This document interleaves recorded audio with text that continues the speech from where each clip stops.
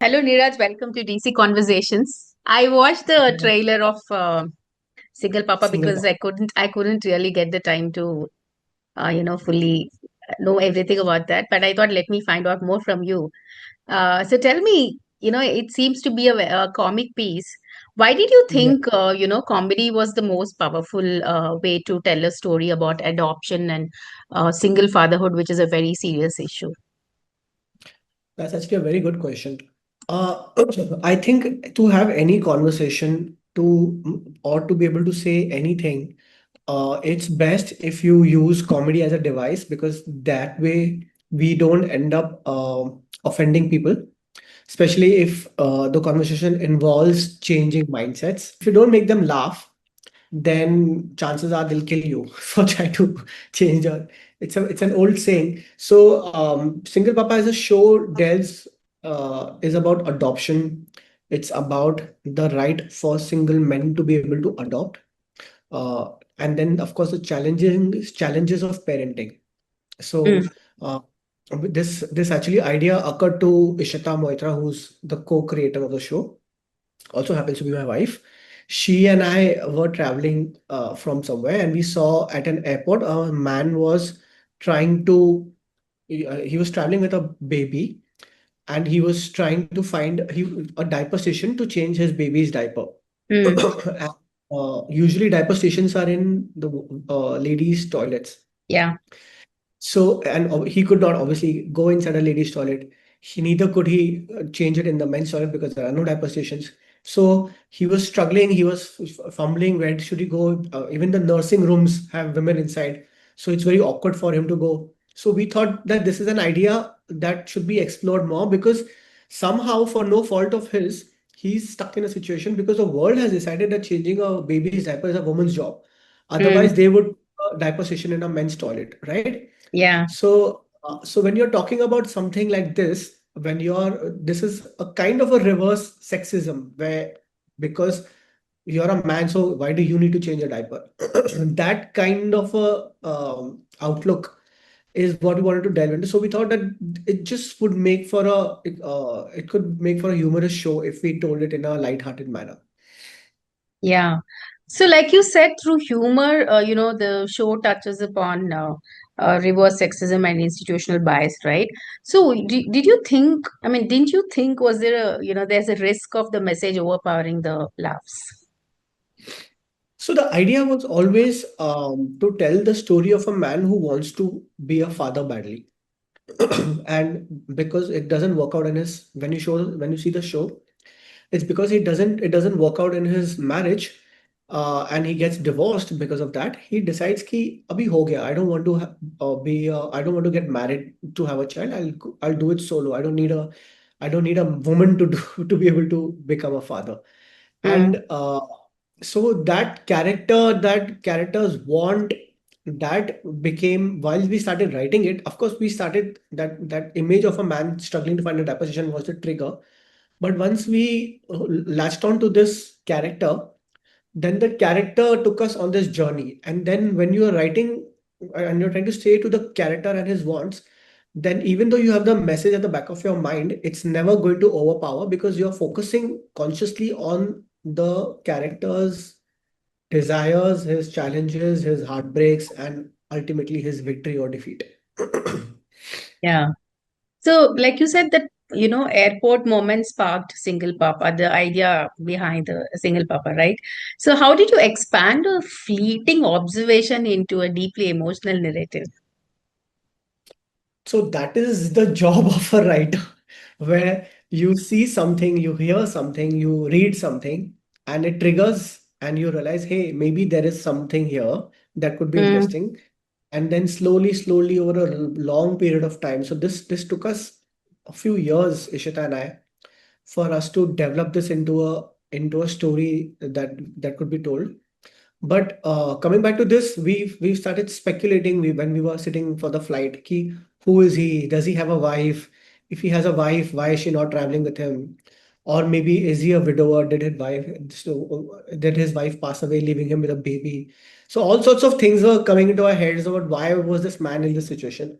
mm, Then we thought, and then also because we've never seen adoption so much in mainstream storytelling. So then it was an interesting intersection of a single man with a child and adoption, and what if he wants to adopt a baby, and then what happens after.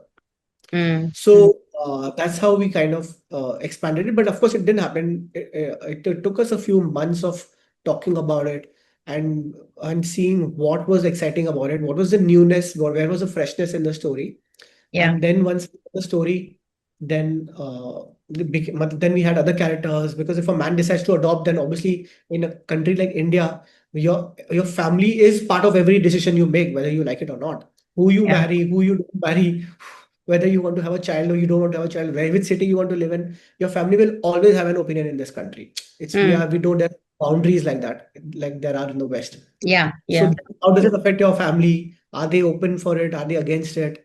So that's how then it became a family comedy. Yeah. So, talking about India, why do you think Indian storytelling has traditionally shied away from showing fathers as vulnerable and unsure? Actually, in India, we tend to show our parents, we tend to keep them on a pedestal, right? In more, and that reflects in our stories also. It's because as a culture, we equate parents to gods. So therefore we don't, either we show parents as the, like mere paas maa hai, it's like you can have everything else, but because I have mother I win. Mm, So that is the thought process in this country, where if the parents are everything, or then on the other extreme, and especially in new age storytelling, parents are either shown as absolutely negligent or abusive emotionally, especially in the darker stories, mm, crime-based stories that you watch today. But the fact is that parents are human beings and they are as flawed as us. And they are also trying to raise children for the first time. mm, This actually realization also happens once you become a parent. Like when I became a parent, I realized that, oh, I don't know everything. And I'm also goofing up.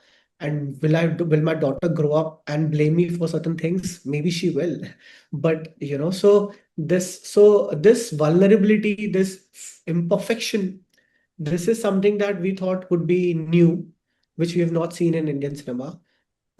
So that's why we were excited to tell this story.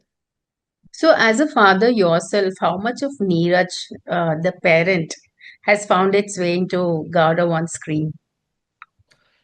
Quite a bit. Him fumbling, him learning, his anxieties, his fears, Gaurav's challenges, his love for the baby. All of it comes because there are certain things in life that only enrich you as a writer when you go through them. There are life experiences that are, and parenting is something that as an outsider you may have a superficial knowledge of it, but once you go through it, you realize what it's like. It's like falling in love. Until you've fallen in love, you may have a vague idea of what it is like, you know. Yeah. But it's when you once you fall in love for the first time, you realize, oh my God, this is how you literally lose your senses. So it's one of those things where you have to go through it for you to be able to understand it better. This show, so we actually, Ishita and I started writing this show way before we became parents. Mm, um, but there were certain aspects of the show that we were struggling with, especially the parenting part of it, because mm, we had the journey, we had the character, we had the antagonist, all of it. But the parenting part of it, we were struggling a little.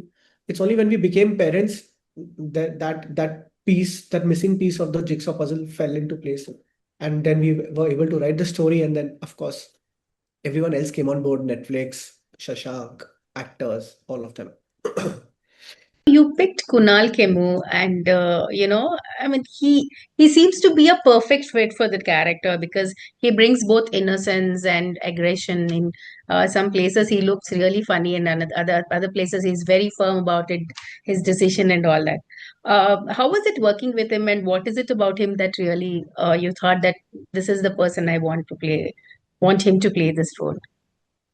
Comedy is such a difficult uh, genre.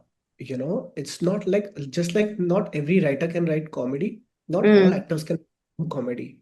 You yeah. need a special skill set. and it's not appreciated a lot. You know, a dramatic performance always gets more appreciation from the audiences than a comedic one. Though actually, it's a comedic one that is harder to pull off. Kunal, I think, has tremendous comic timing, and we've seen it through the years. Yeah. Um, it was very important that this show has a protagonist, at the lead actor who is good with comedy. Kunal also has this extremely childlike quality. He's curious. He's